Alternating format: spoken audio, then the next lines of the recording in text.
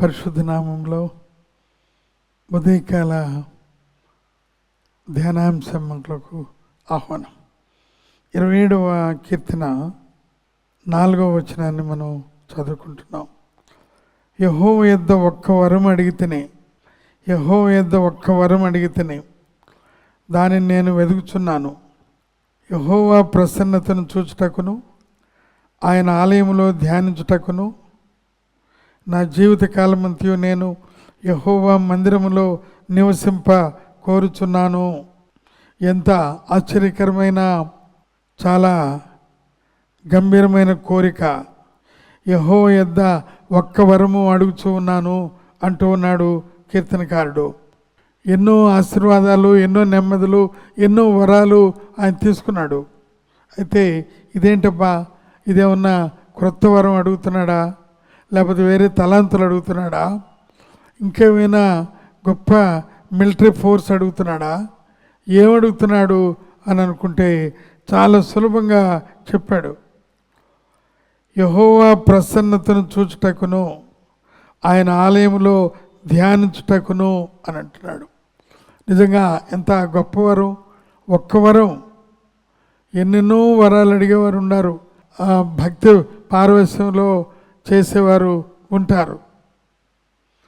కానీ ఇక్కడ మనం గమనించినట్లయితే ఒక వరం ప్రభు దగ్గర నుంచి అడుగుతూ ఆయన ఏమన్నాడంటే, ఇక్కడ అన్నాడు, నేను యెహోవా యొద్ద ఒక్క వరము అడిగితేనే. ఏమిటి? దేవుని యొక్క ప్రసన్నతను చూచుటకును.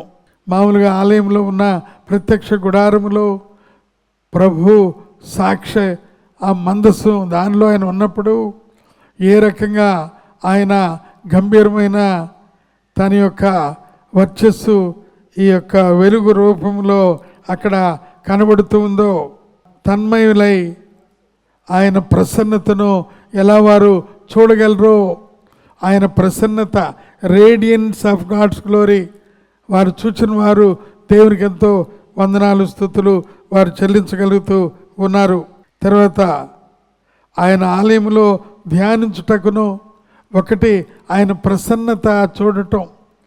అనేకసార్లు మీరు గమనించినట్లయితే మరి దేవుని దగ్గర మనం ఆయన వాక్యం విన్నప్పుడు, ప్రార్థించినప్పుడు, లేక ఇంకా గంభీరమైన దేవుని యొక్క సన్నిధి మనం గమనించినప్పుడు అక్కడ ఆయన ప్రసన్నతను చూడగలుగుతూ ఉంటాం.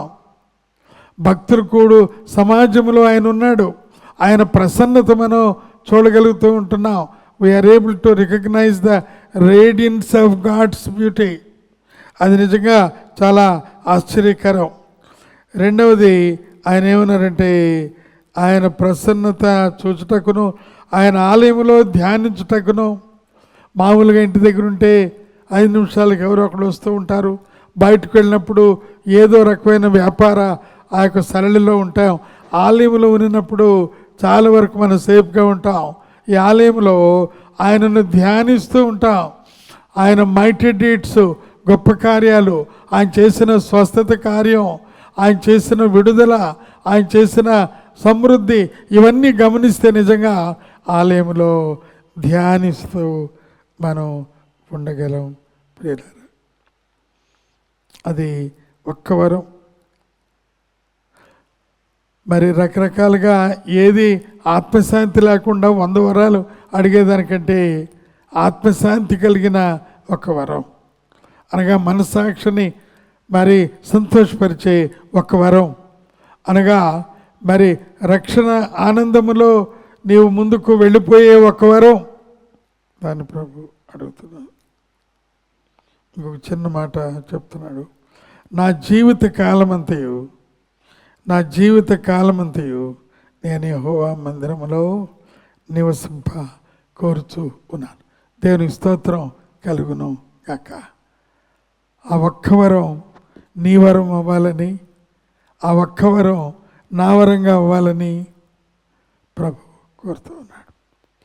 ఆ గొప్ప గంభీరమైన వరం మనకు కలిగి ఆయన దగ్గర నుండి మరి అనేకమైన ఆశీర్వాదాలు మనం పొంది ఈ లోకంలో బడా నమ్మకమైన మంచి దాసుడా అని అనిపించుకోవాలి. ప్రభు పేరిట ఈ కొద్ది మాటలు అందిస్తూ ముగిస్తూ ఉన్నాను. దేవుడు దీవించును గాక. త్రియేక దేవుని యొక్క ఆశీర్వాదాలు, కృప, సమృద్ధి, దేవుని దీవెన మనందరికీ తోడై ఉండి నడిపించును గాక.